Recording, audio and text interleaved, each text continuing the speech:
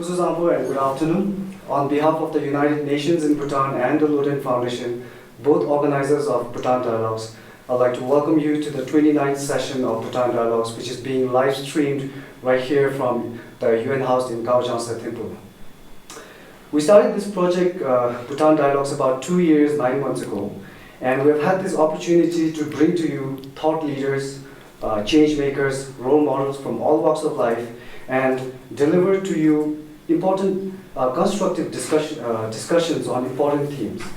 So if you wish to look at some of our past sessions, we encourage you to visit our website at www.bhutandialogues.pt, and from there you can move on to our YouTube channel and also download podcasts for the previous sessions if you prefer audio files. The theme today for the 29th session is leading towards a greener way, and we are very thrilled to introduce to you our next guest speaker for today, Mr. Yonten. Karma is the founder and CEO of Greenaway, and he started his journey as one of the Bhutan's first citizens to turn waste management and recycling into a viable business. It's been about over 10 years now since he started his business, and currently he collects on average 25 tons of waste from Central Temple each day. Karma has also been able to create some 72 employment through his business, and in addition to collecting waste, his business also produces eco-friendly recycled poles that can be used for various purposes. Currently, he has recycled more than 180 tons of waste and turned them into recycled poles. And his recent endeavor includes working very closely with the Ministry of Health in taking up the challenge to collect waste that are being generated from designated quarantine areas through the Loden UNDP COVID Response Fund. I'm happy to introduce to you Azusa Kubota, who heads the United Nations Development Program here in Bhutan, resident representative, and the host for our dialogue today. Azusa started working for the United Nations since 2002 and has worked in several countries in Africa, Asia, and the Pacific, including the United Nations headquarters. So without much further ado, we would like to get started with the session today. And as usual, at the end of the session, there will be a section where you can ask your questions for the guest speaker. And in order for you to ask your questions, we request you to write down your questions on the comment section of the live streaming right below. And then our colleagues will read out the questions at the end of the session. So thank you, and we wish a very enjoyable dialogue. Over to you now, Mrs. Thank you so much for the introduction. Welcome to the audience, to the Bhutan Dialogues. And I'd like to welcome our friend, Karma Yonten, to the Bhutan Dialogue. I have been in your position being interviewed before, but I have to say this is my first time interviewing, so please bear with me. But I'm sure we'll have a wonderful conversation and great fun. So thank you for being with us this afternoon. So, Karma, I've known you as the king of waste in Bhutan. As we all know, with the rapid urbanization, rapid changes in the ways we live, modernization, waste management is becoming a big problem everywhere, and also in Bhutan. So for me, you are a personification of two buzzwords in Bhutan. One is that entrepreneurship, and the other one is waste management. So you are a big hero to me. Thank you. And today I really want to learn from you what inspires you to be in the business of waste management, right? Who are you? I've known you in a professional context. Punso talked about Loden UNDP partnership. I have visited your recycling plant. But as a person, what is your journey like? What are the challenges you have faced? Yes. Tell us a little bit about your journey. Thank you very much indeed to have me here. Karma Yonten, say if I have to introduce myself, was known as a trashman. I started my venture as a trashman in the year 2010, but now I can say that I'm one amongst the trashmen. There are a lot of young people who have ventured in this industry now. Failed entrepreneur, twice failed entrepreneur before venturing out as a garbage man. Entrepreneur by choice, trash man by chance. That is how I explored my garbage business. Scavenging ideas, having failed in 2 previous ventures. Discovered my passion more. Then after feeling that waste management is something that I could really take on. Is an average witness having a dream, a small dream, trying to live up to the expectations of my family and my friends around.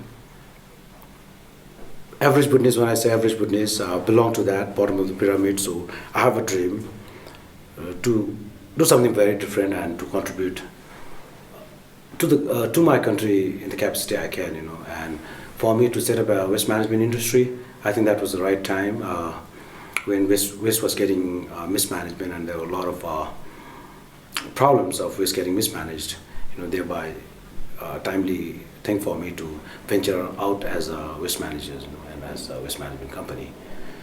Father of 3 now, aging. Started my company as a single man with support from my wife. Now father of 3. Trying to be a little better, wiser as age passed by, and yeah, that is how current is. So you have talked about some of the challenges in meeting your family's expectations and also probably the society. Now globally there are a lot of opportunities, business opportunities from waste. But when you started 10 years ago, back then in Bhutan, I'm sure you have faced some of the resistance. Yes, I was. Even today, I must say, many people do not look or our sector, or because there's no dignity in this job. People feel that way. Of course, we are trying to promote, but this is a sector where people out of desperations are working in it, right? People who are deprived of everything is actually forced to work in this sector. This is how people have perceived it, and that is how it was before. So when I ventured out as a waste manager, even my own surroundings were reluctant. They were hesitant because they felt that this is an industry that it's not my industry. But I really wanted to change that, and I had doubts. Even sometimes I used to have self-doubt, when people used to tag our industry as a very neglected industry.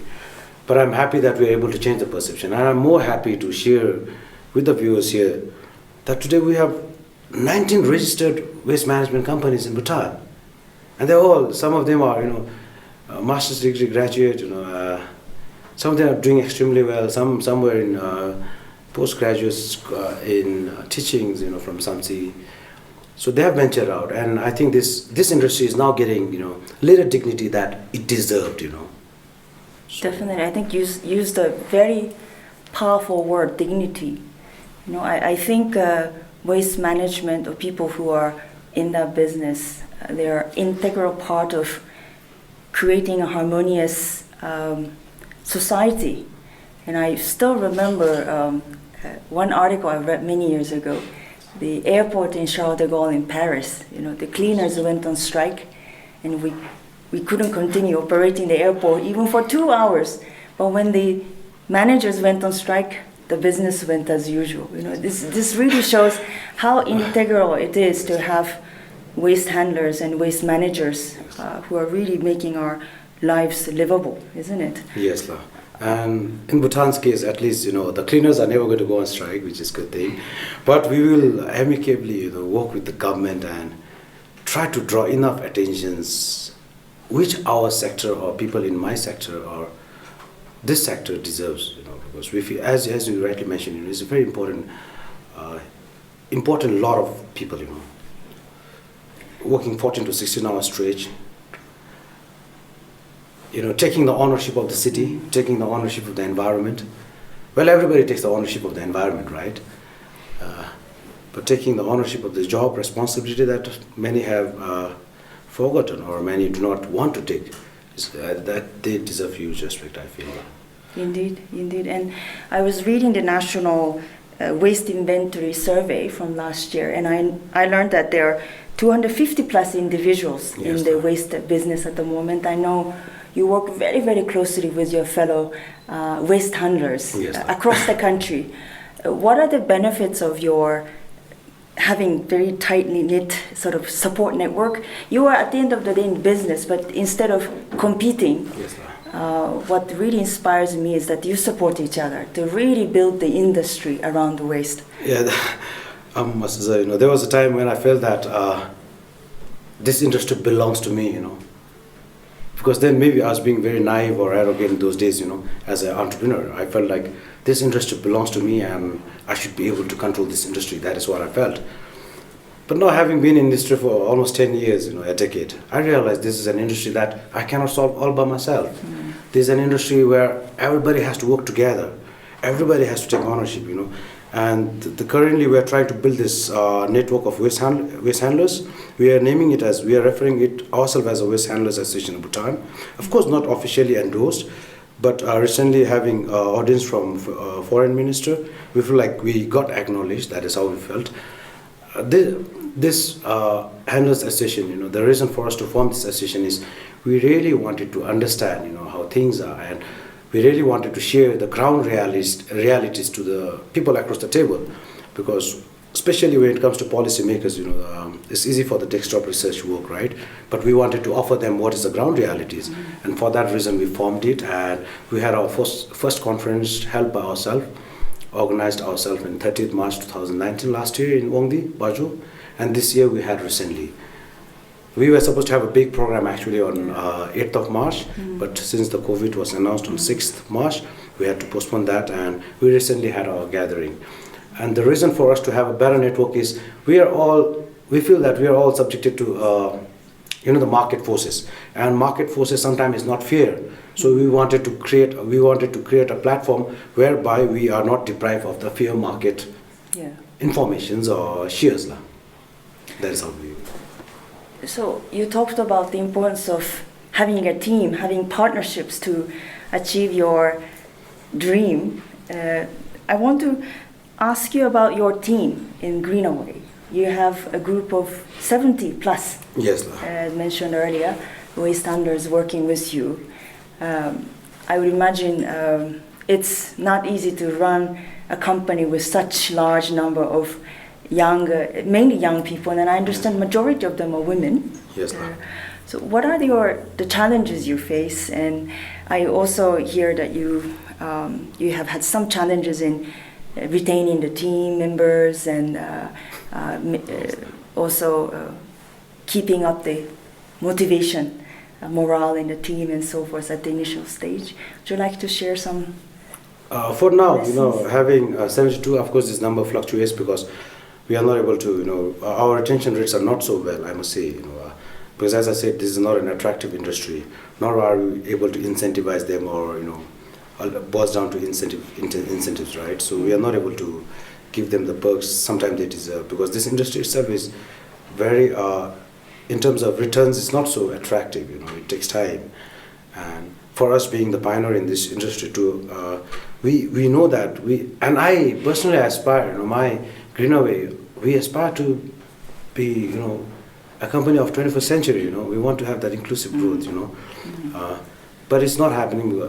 We have our own shares of difficulties, and as said, having to manage 72 people, and as said, this is a sector where we are not able to, not many people wants to work. So this lot of people is very from diverse field. Some of them are from broken families, some of them are recovering addicts.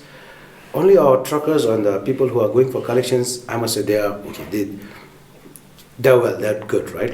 But people who are into segregations are mostly ladies, and we have boys down there who are into recycling. It's very difficult. I have to make my presence, and as a leader, as a leader, in Bhutanese context, our HRs are human resources not up to the standard, and of course we as a Bhutanese also in some way lack that ownership of the company, right? So willingness to work without supervision is we have to supervise almost all the time. So in my every daily conduct, I have to divide myself into 3 fractions, sometime. First hour I am with the office work, then after lunch, at 2 to 5 in the evening till 8 sometime.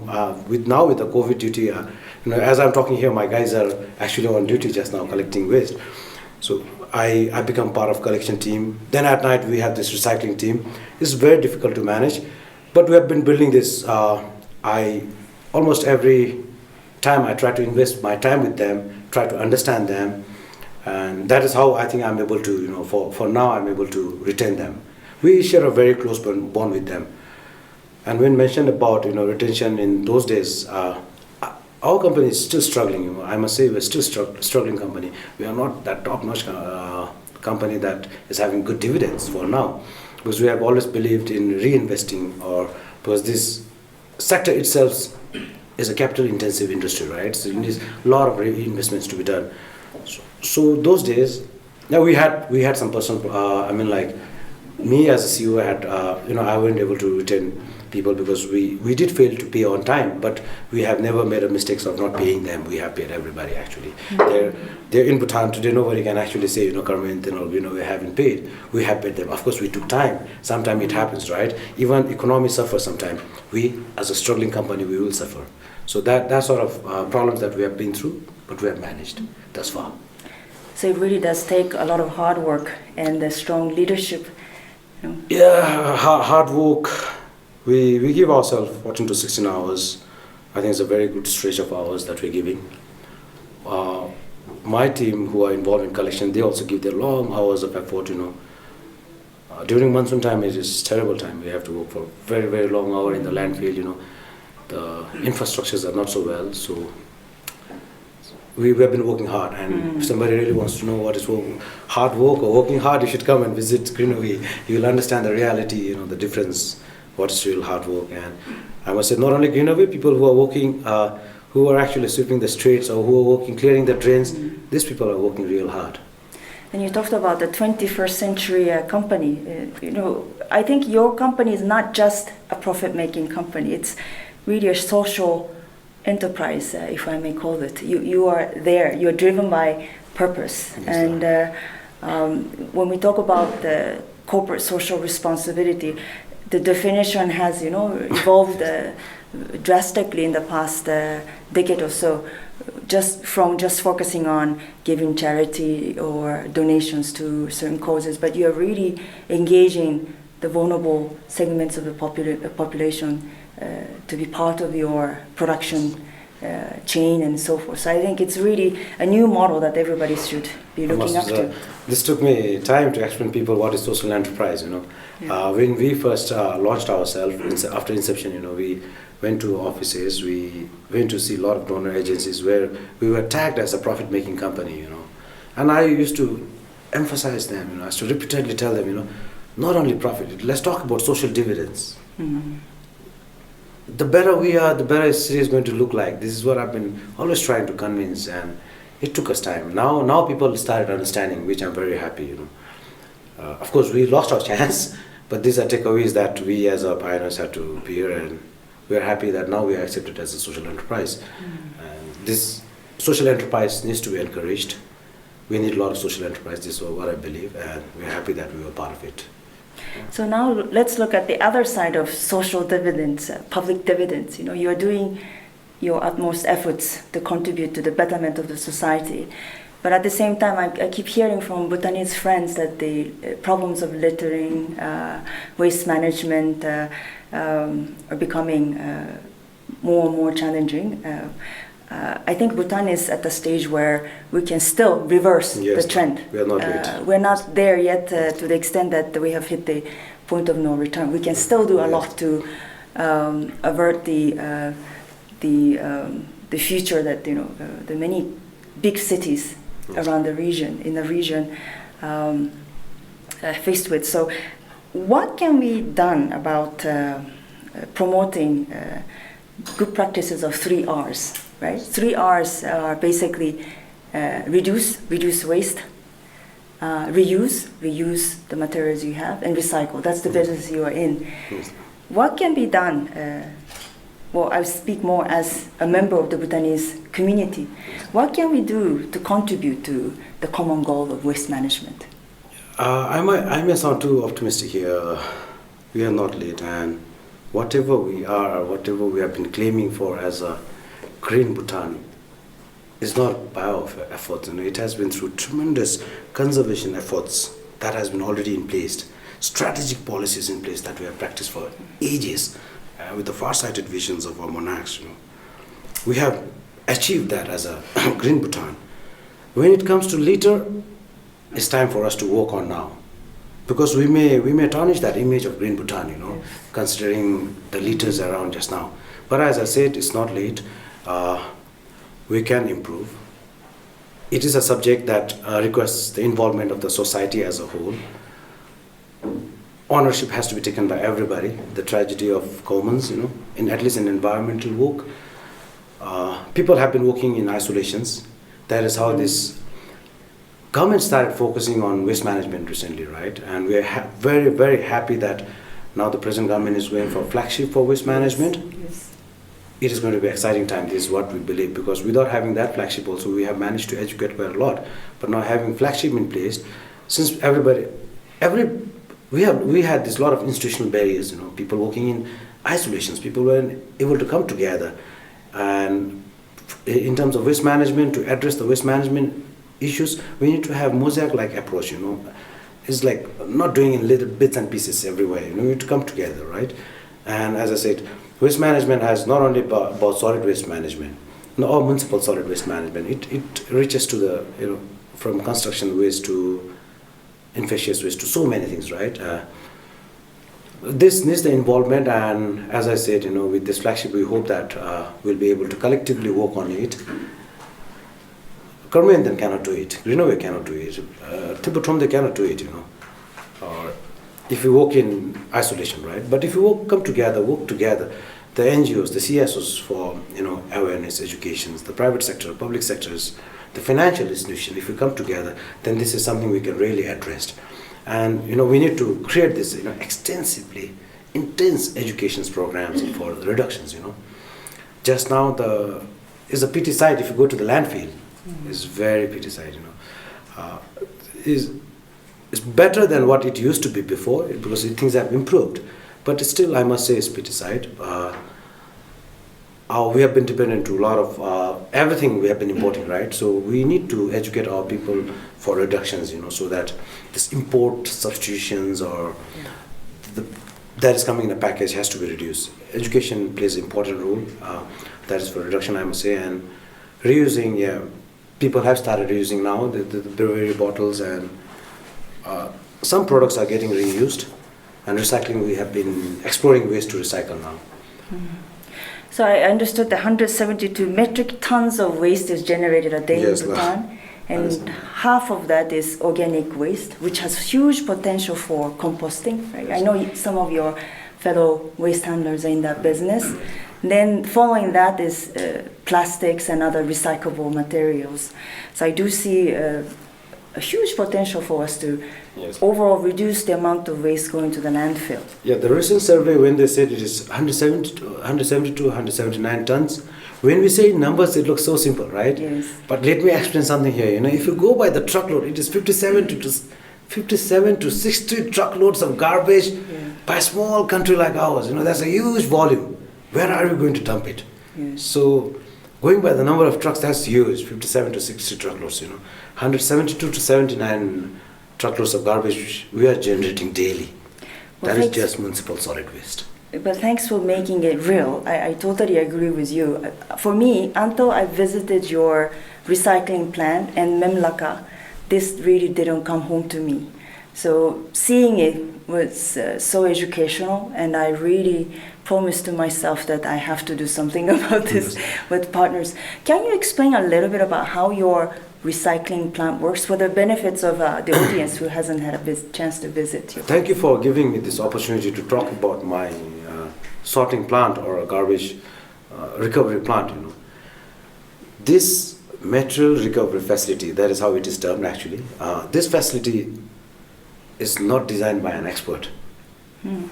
It's not you came up with it. It came up all by ourselves. Wow. We actually worked on it. So we had made a lot of errors. We are still troubleshooting the errors. And without having the technical know-how, but this is, I must say, this is all because of our interest that we have built this. Today, it's not automatic. I can say it is semi-automatic. We have this conveyor belts in place, and the reason for us to have a conveyor belt in place and to build a big structure for our people, our colleagues to work under it is, we want to give dignity to our job, as I said, right? We want our people to be protected from bad weather. We don't want them to work in the landfill, burning themselves with the heat, sometimes with the, with the bad rain, right? So we built that with that intention.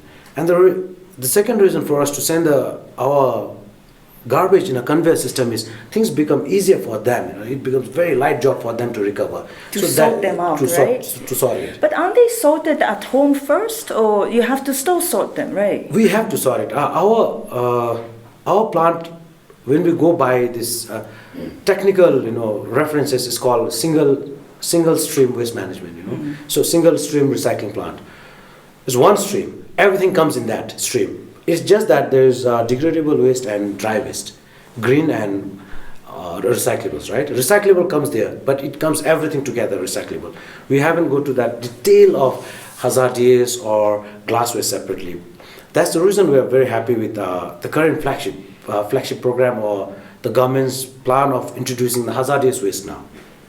The 3-bin culture, this is going to help us a lot, because people working in the downstream are exposed to the threats of this hazardous waste. So sorting out at source, that's the terminology, right? It's so critical and really help your team's work, make it much easier, isn't it? It's very difficult because in the waste stream also, as we said, dry, we always have this certain section of society who do not follow, right? So we do end up getting even organic waste in our waste stream sometimes.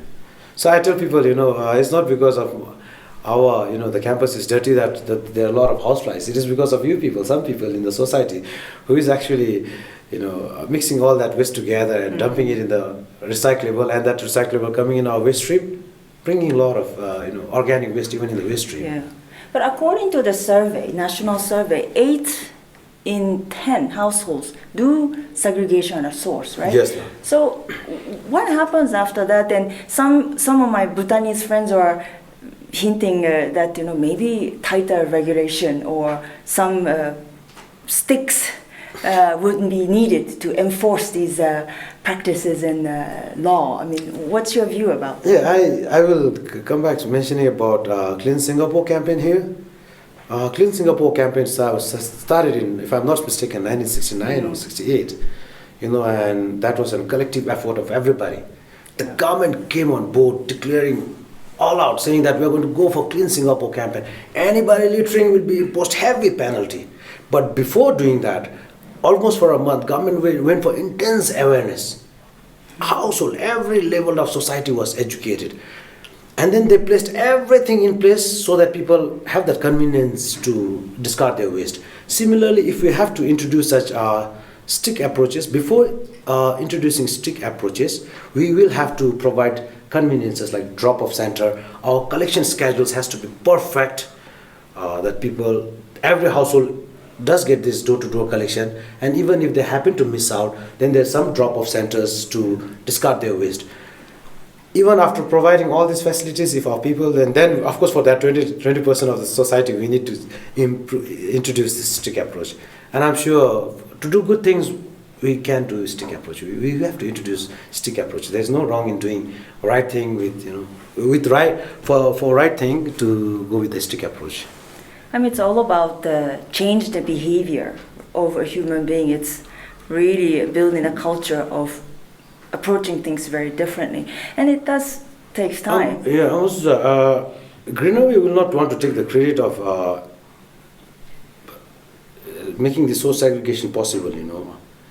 When we started the collection, when we first took over as a service provider in this capital city, of course it was a joint effort between Thimphu Tromde and us to introduce this source segregation. So that way, never in the history of Bhutan source segregation was happening till 2015.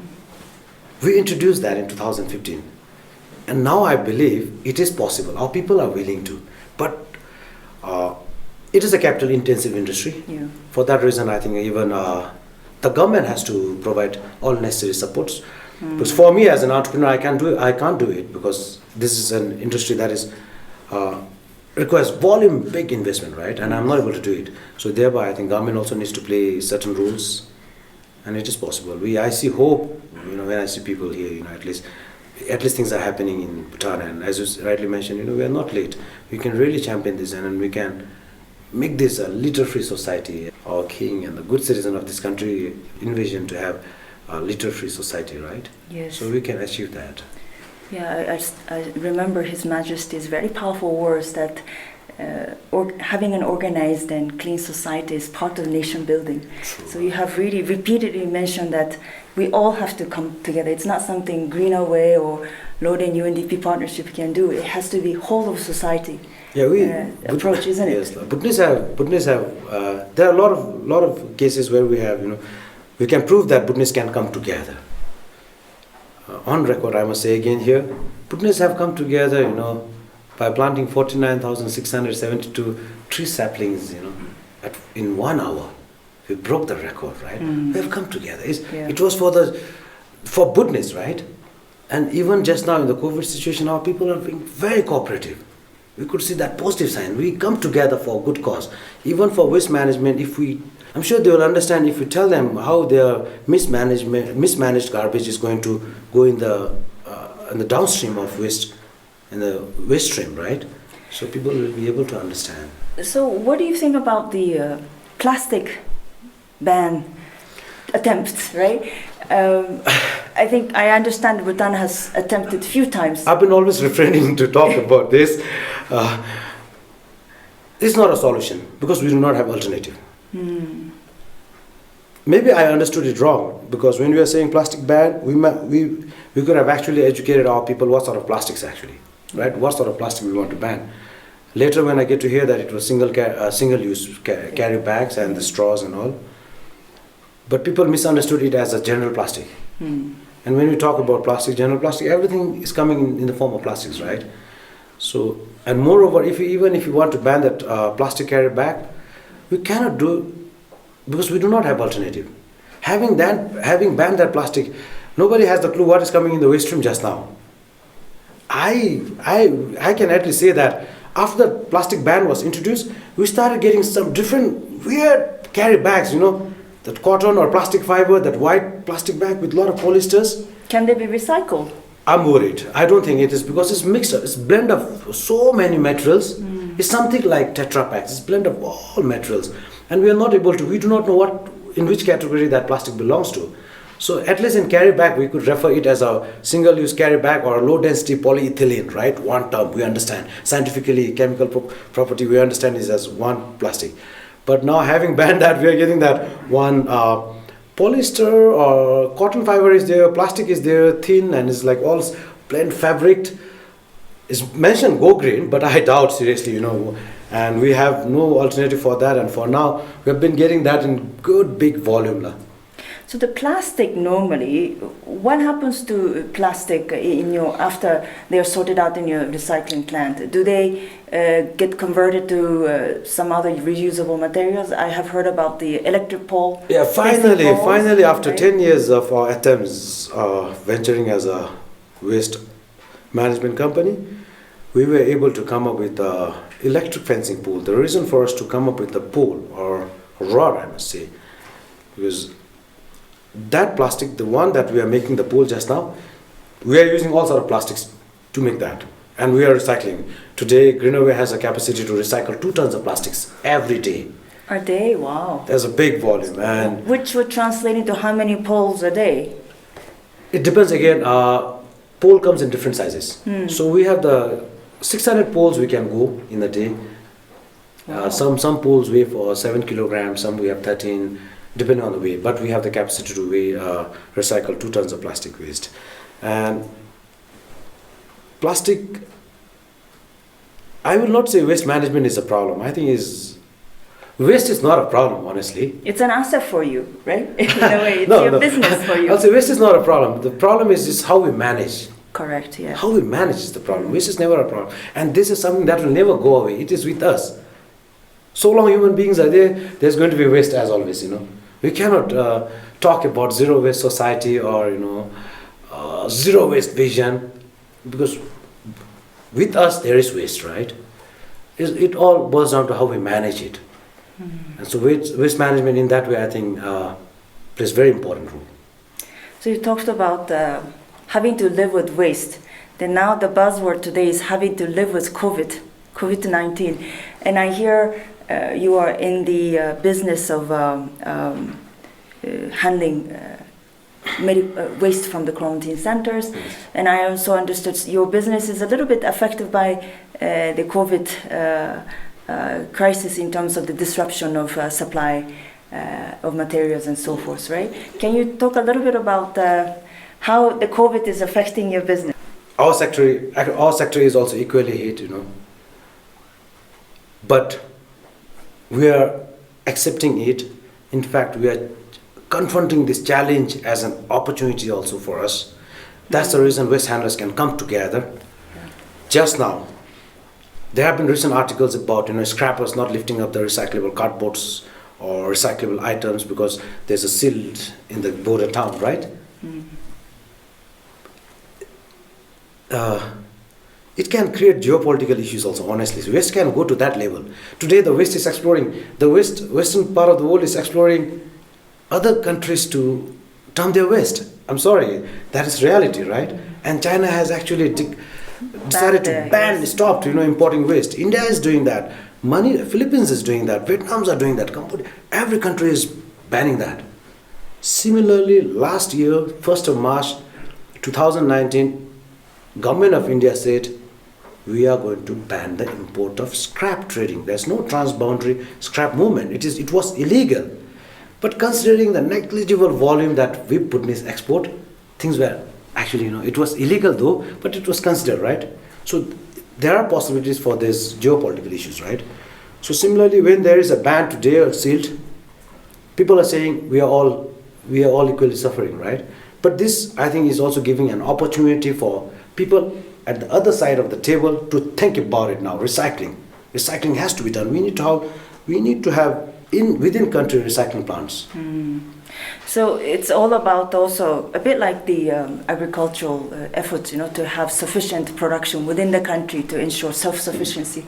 So for waste management, recycling, the same can be said to an extent. Let's have the capabilities and facilities within the country to manage the recycling. Or at least our own waste. Yes, so for that to happen, what are the gaps in the current ecosystem for the entrepreneurs in the waste management sector, but in general in the waste business? That's the reason I would say we have huge respect for this waste management program. You know, as we were going through, you know, we were recently briefed about waste management flagship, and we get to see there's a revolving fund for waste entrepreneurs. You know, so thereby, you know, the cost of capital will be lesser than what is today, what market is offering or the financial institutions are offering. In fact, in financial institution, you know, maybe being a pioneer, I did wrong that, you know, my friends were also deprived of good, you know, access to a loan, you know, because we were defaulters. I was a precarious borrower, you know, and we didn't do well because, as I said, it is in an industry that is attractive, right? But with this flagship, we see there's a big revolving fund. That's the reason we want to bridge this all entrepreneurs, because today raw materials are all widespread, you know, all across the country. From the blocks to the gearworks to the small towns to zonghaks to municipalities, we have to all bring together. Maybe by then, you know, we can calculate on the availability of the raw materials. That way only is possible. And if you can really get access to finance at lesser cost of capital, there are a lot of possibilities for small time recycling plants that we can really work on. YDF have shown that, you know. Today YDF has an egg tree recycling plant, right? Yes. It is recycling almost 10 to 12, sometimes to the extent 15 tons. And they can't meet the demands, I hear. Yes, we supply them waste paper, right? Yes. 10 to 15 tons of paper YDF is consuming. We have another one in Gelifu who is already doing recycling of egg trays only from waste paper. We have in Samdu Zonkar. We have somebody coming up in Thimphu, right? So there are a lot of scope for small industries to set up, you know. And the scope for, you already shared some of the examples of a circular economy, isn't it? True. We need to promote the circular economy. This extraction to disposal is not sustaining. Somewhere I read if we go by the current, our consumption pattern, we are doomed by 2050, Yes. Even the landfill is filling up very quickly. Yes, So in that way, I personally feel that circular economy has to be promoted. And when we said circular economy, there are a lot of other economical activities, job creation, social goods that we can deliver. Composting is also one of those examples, isn't it? Yes, composting. Now that our government is going organic, which we have been promoting hard, there is possibility for composting plant, and we get to hear that there are some proponents already working for composting, which is a good sign. We are very happy, and these are things that is achievable if there is source segregation. So I was reading some of your, I would say, private companies working in the waste sector, coming together, outlining the challenges in the sector. This was all documented in the National Waste Inventory Survey last year. So you have already touched on a few points: segregation of waste at source, access to financing, and one point which I found interesting was giving opportunities to private sectors, basically outsourcing waste-related activities to private sectors. How is it going? What is the environment like? Of course, private sector is involved, and the model that Timputromde and private sector we are working just now is appreciated and applauded by other zonkoks, other districts, other waste handlers. But we still see a lot of scope or a lot of areas where we can better our relations or better the conditions for us as well. The terms of I cannot take the ownership of the garbage just now. Honestly, I cannot take this ownership, because if I take the ownership of the garbage, so long I was trying to take the ownership of the garbage, right? But we are not given the full ownership. Even if I have to take the ownership of the trash in town, I'm not given full ownership, because everybody will claim the ownership. Everybody is working on different isolations and taking the ownership, right? So if things have to be done, somebody has to be made accountable, Today, only when this problem comes, Yonten will be called, or I'll be made accountable, So that way we have to improve our relations and giving opportunity to private sector. Private sector cannot invest in an industry which has been just contracted for 2 years or 3 years, right? The current contract that I and Tromde have pinned is for 2 years. By 2021, our contract expires. After 2022, I do not know what I am supposed to do, right? Because if I have to think of solid waste management as my, something that I really have to detailed planning has to be done, then there has to be a real longer contract terms, right? Then I can think of 2023, 2024, or 2030, right? But just now, even by contract obligations, I'm just for 2021. It's just 1.5 years. And at least in 2 years' time, I'm trying to give whatever I am, because I've been the pioneer in this industry. So, when a friend asked me, so after this Bhutan dialogue focusing on waste management, what do you want to achieve? Then I said, well, we can't come up with the solutions to a very complex challenge of waste management in 45 minutes to an hour. But I was really hoping that the young people get inspired by you and deeper knowledge of what's happening in the waste management sector, and also be part of the solution, right? Yes. So you kept talking about ownership. Karma Yonten cannot be the only king of waste. Everybody has to have ownership. So for young people to take ownership, ranging from stop littering in the forest, beer can, or along the trekking routes and so forth, you see, small wrappers everywhere, to segregating waste at home, or becoming an entrepreneur like you in the waste sector. What would be your message to inspire young people? I've been telling this. There are a lot of things that we can really do for country. I've been always telling them to work hard, be observant enough to see the problems of the country, understand the geopolitics. We need to understand how fragile we are,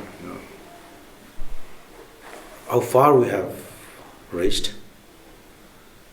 And we have to take individual moral responsibility as well to be a good Bhutanese. When I'm saying good Bhutanese, we need to understand the Bhutanese way of thinking, which I think many young Buddhists are now getting carried away. Of course, I'm amazed by the spirit or the enthusiasm or the Buddhist qualities that a Buddhist possesses, but we can still improve that. And just be Bhutanese.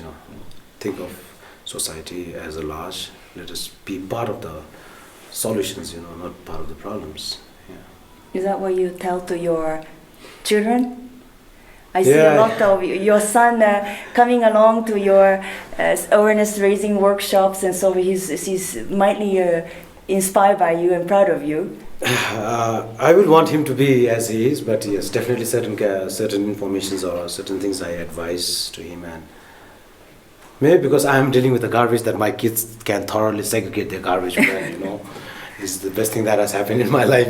My kids and my family now, my father, mother, my immediate family, they does their garbage segregation at at a very skilled level. So they are inspired by you, and in turn they are also inspiring others in the schools and communities for others to follow their practice, isn't it? Yes, I take my son to landfill. He's grown up. I show him how we are working because I think he needs to understand.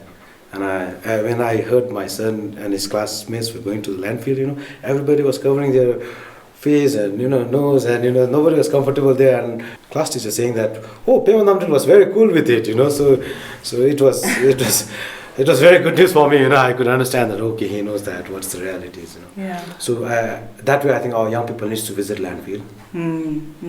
Do you organize visits to your workshop and landfill or? Yes, whenever Greenaway is approached for educational awareness programs, we have never declined any. We have shown our interest in meeting young people. We would love to host young people. We would like to tell them where their garbage is going, how it's being handled, what happens after their post-waste stream. Yeah. So when the young people or colleagues or members of the community come to your workshop, what surprises them most? Of course, the volume that we handle, daily. It's 25 tons, as I said, 25 tons of garbage that we're collecting today. When we go by the number, it's very simple, right? 25. Yes. But if you really see, it's huge volume. 25 tons is a huge volume, piled in one tipping space. From there, then we'll have a backhoe to fit it in a conveyor system. It moves. It is a huge volume, and we handle it every day. So this when we show them the 25 tons at one shot, they realize, and we always tell them, this is half that what you are saying, what actually city generates. Yeah. So these are things that is being very informative to them. I was looking at the data. On average, about 0.23 kilograms of waste is generated per person or so. Yes, but if you look at how the majority of Bhutanese population is in rural area, and only 15%, if I'm not mistaken, of the rural population have some sort of access to waste collection services. As Thimphu grows bigger, as more cities come up, this is a problem that we really have to tackle at this point, isn't it? Spreading to north, south, every side, and this needs a lot of attention. Just now there is some jurisdictional, territorial issues even between, That's the reason I say, who takes the real ownership? Nobody takes it, the real ownership, because everybody is doing their part. The Dzongkhag's administration will do their part, Tromde will do their part, but it's time they have to come together and address the real cause, And you're hopeful that the flagship program will sort of provide a platform to bring everybody together, we may be late if we don't do it now. Of course, we are not late now. But going by the current generation's, waste generation trend, we will be late. For now, if I have to tell, we are just talking about municipal solid waste. What about the battery waste? Nobody is thinking about it. I'm very worried about it. We have been promoting electric vehicle like, wow, everywhere electric vehicle, government incentivizing it, people borrowing it, access to finance has been very easy to procure electric vehicle. But who's going to manage that electric vehicle battery? Nobody's thinking about it, No, I was actually going to ask you, among all the, the wide range of different types of waste you you collect, you know. Yes. There must be some types of waste that worries you the most. And the battery is one. What are the upcoming wastes that would really keep you awake at night? The C&D, something called construction and demolition. So many constructions happening in the city. Never this city is going to be intact or clean. Even if the municipal solid waste collection is perfect and thoroughly clean, we will by default see this construction and demolition waste everywhere, and this will we cannot say we are a litter-free society when we have a lot of C&D waste all around. This is something that I worry a lot. They have been invading public spaces like building and dumping everything on the highways, So those are also byproducts of some of the challenges that are associated with rapid urbanization and growth, isn't it? As Bhutan becomes more urbanized, modernized, the faces of waste challenges change very rapidly. Yes. Now it's growing complex. Earlier, maybe in 10 years, 20 years, 15 years ago, it wasn't so complex. Very simple waste we used to generate. But now we are also part of that developed world, right? When I'm saying developed world, we have access to everything that the developed countries has access to, right? We are getting everything, right? So our waste components are getting complex. It is getting complex, and this is something to worry about. We need to work. That's the reason I said mosaic-like approach is required now. We have to. Yeah, when the problem is so complex, it requires multiple stakeholders coming together. Yes, and also, you have talked about experimentation, trying new things here and there. Can you share some of the examples of the experimentation you are running or you have run? A social experiment. The one that was that Motithang, we had a junction where people were polluting all the time. Everybody used to drop their garbage there on the highway. That is a place where all the tourists will be moving around. That is the road that takes to Zoo and all. And that area used to get polluted. And the social experiment for us, what we did was we cleaned that area, planted some trees, and just now nobody is disposing. So we realized it works if we, how people understand that. So that is one case. And similarly, the plant that is just now managed by Tromde, the drop-off center near Kelki School, opposite to Kelki School, above Thai Temple, people are going for source segregations, because in that center they have this glass waste, paper waste, kinds of different waste bins, right? So and that way I must say it is possible with social experiments. We are confident that it will work. So you talked about being an inspiration for your children and for your community. I want to ask you, what inspires you and what keeps you going, despite all the challenges you talked about, right? Access to financing, some of the perceptions that are not very helpful, the difficulty in putting a team together and keeping it together and motivated and so forth. What keeps you going? What is your inner strength coming from? I see my kids. I see their future. I see my colleagues working with me at grassroots, They're the bottom of the pyramid people, People working with me. And that society. And in my team, I have people who have worked with me from day one. They have not lost their hope with me, They still trust me. They're going strong. And I think I cannot betray them. I have to go strong. So this has kept me moving hard, pushing hard. So I have to do things for them now because they have given their life to me, right? And of course, when I was talking about my kids and my kids' future, we have to build our future for them. And you have been also internationally recognized as the entrepreneur of the year and so forth. And such recognitions does give timely motivations, and it ignites. You get extra energy sometimes. It does happen. But your real core sort of motivation, inner motivation, comes from the fact that you have a wonderful team who is dedicated, sticks with you, and share a dream with you, isn't it? Yes. So what is your aspiration? Where do you want to go after this? Now you are successful, or I don't know if I can say successful businessman, or you are self-sustaining business person, right? Your whole electric pole going well. I hear the Ministry of Agriculture is also placing orders and recognize the value of your products and so forth. So what is your next sort of ambition? Next milestone. Yeah, as I said, we aspire to be a 21st century company. Not only waste management company, a company, 21st century company. We aspire to be one. And as I said, of inclusive growth, we want to take care of people who are working with us at the bottom of the pyramid. As you said, we have ladies working with us. Broken families, the people, the job that can be done by ladies. We have that kind of job. We want to take care of them. A lot of social good, that we want to deliver. And on record, I must say, I will never be that. I will always want to be a responsible entrepreneur. I want to be, and I dream of being a responsible entrepreneur. You talked about some of the constraints in terms of resources and so forth. But if you had all the tools in your hand, what would be the things you like to do for your team, especially women entrepreneurs? Women in general across the globe, irrespective of your profession, are faced with glass ceilings and challenges, right? For your team, for your women members of your team, what would be the things that you like to do to help them? Yeah, PPE is something that we have been really focused on. We have accorded highest priority to personal protection. PPE, personal protection equipment.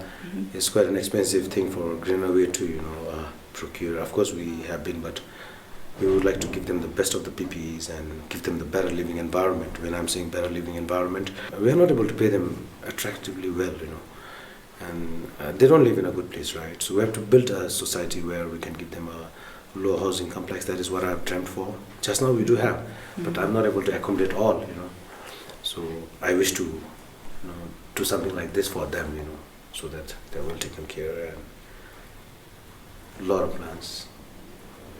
That's part of giving dignity to your team, isn't it? And I firmly believe what you're doing is full of dignity. And thank you so much for doing what you do. I think the Thimphu City would not be what it is without your contributions and your team's contributions. So I really thank you and hat off to you. Thank you very much, love. We have so many people to thank. A lot of people working downstream. Just have to, as I would really emphasize still on dignity, something that we need to have, give respect to these people. We need to respect these people. At times we do meet, as we say, 2080, that formula 2080, people who do not segregate. Sometimes our people get ill-treated, so that's very discouraging. And thereby, they just leave the job and they say, sir, it's much better to be, jobless than to work under harsh conditions. Please, dignity is something that we would like to request all my viewers, Please treat us well. We are your garbage collector. Don't do that. We'll stop collecting and you'll leave with the garbage. We wouldn't survive with the waste standards, so definitely. There will be somebody to collect the garbage, but if you don't recycle, our mountains will be polluted. Know that.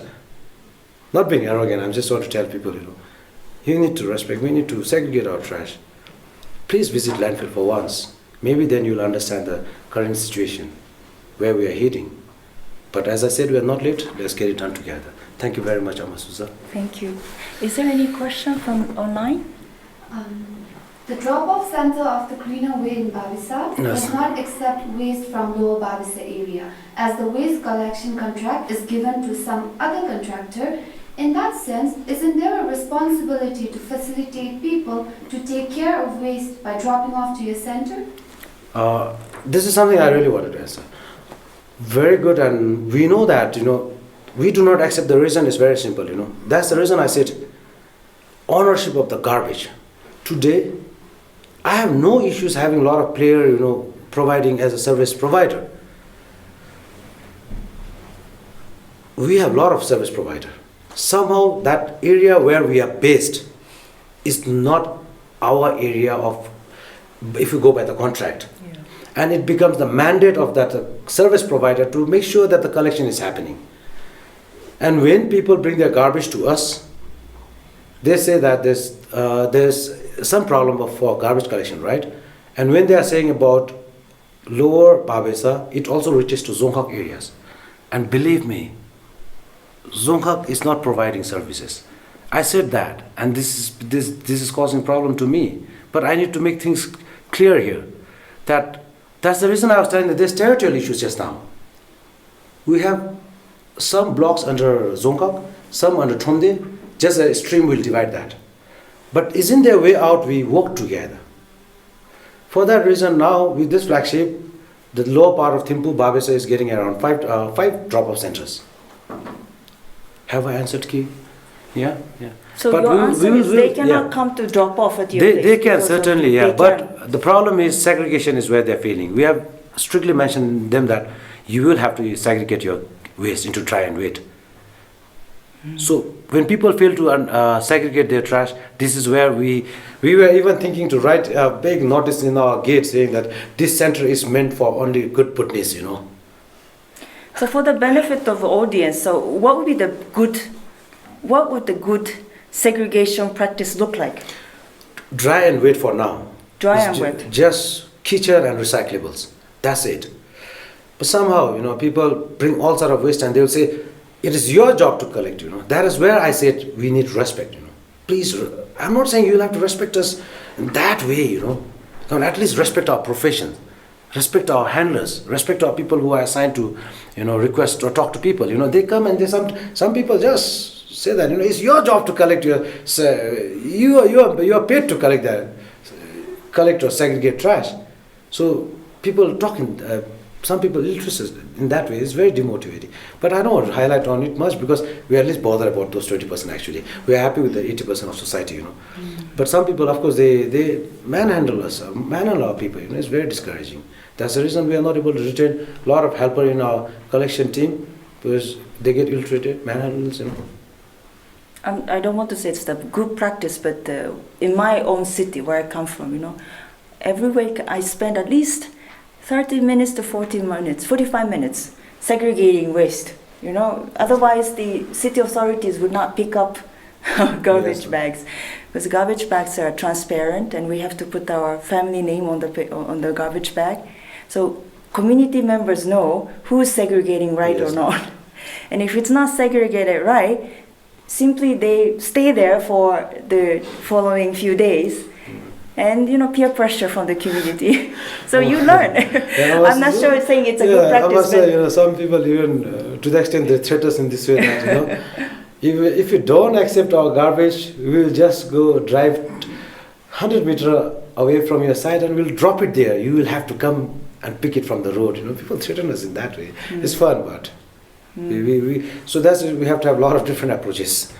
To achieve the national vision and greener waste vision in terms of waste in Bhutan, and with all your years of experience as the trash leader, what requests do you have to the government, other institutions, development partners, CSOs and the public for things to happen as envisioned in the documents? Is capital investment an issue for Greenaway? Is behavioral change an issue? And I'm sure there must be more bottlenecks and issues.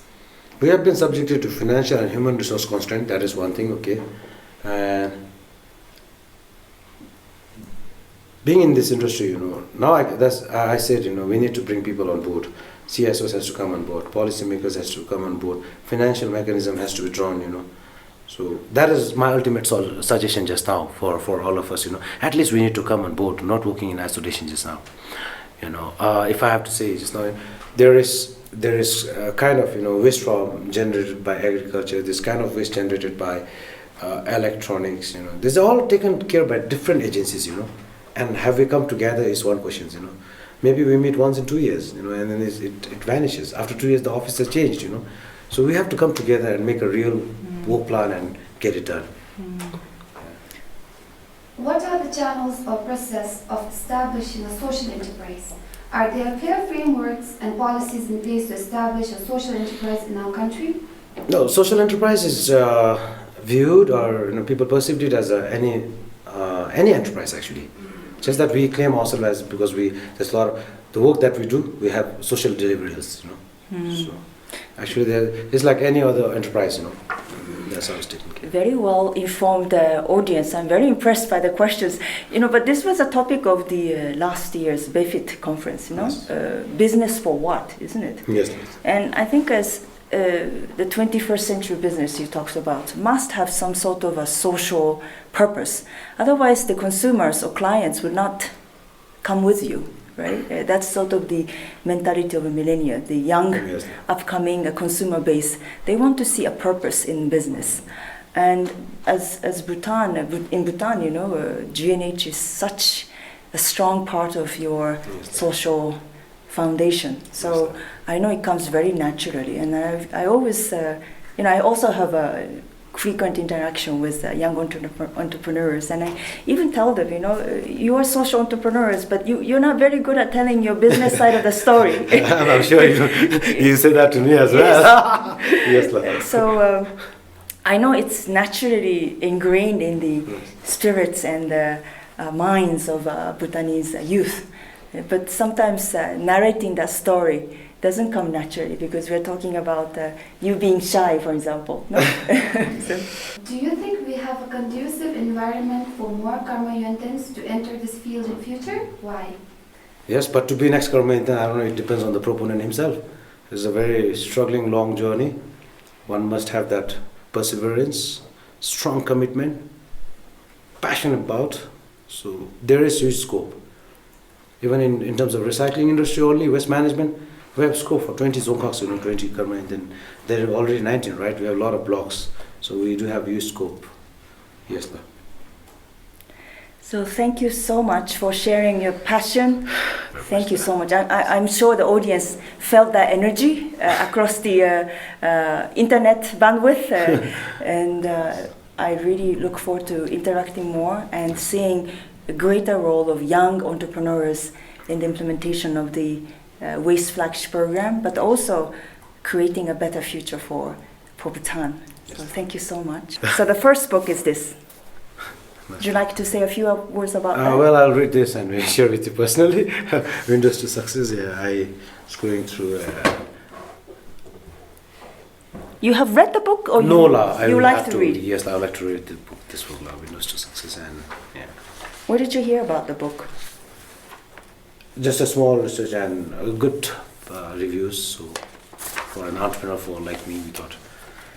So it's your business Yes, sort of a yes. guidebook, Yes. window to success. And the second book is, this is the book you read also, you like to read. No, Here you go. Smart Trust. Would you like to say something about the trust? You can trust Greenaway. We will be there forever. We would like to be one-stop solutions, or take the lead in championing this industry. We'll take care of.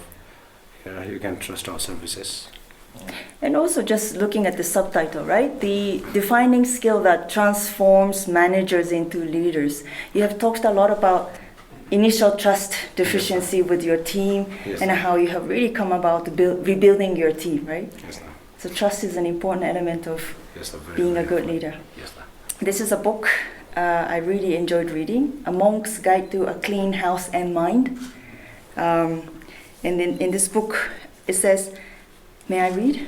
Sure, please. A monk's day begins with cleaning. We sweep the temple grounds and gardens and polish the main temple hall.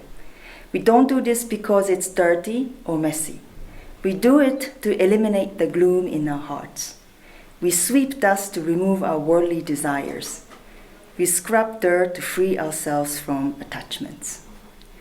Cleaning is greatly valued in Buddhism in general as a way to cultivate the mind. So, on this note, I'd like to end today's conversation. I thoroughly enjoyed having a chat with you, Karma, and I hope you did as well. Thank you so much. Thank you, and thank you to the audience. Karinchela.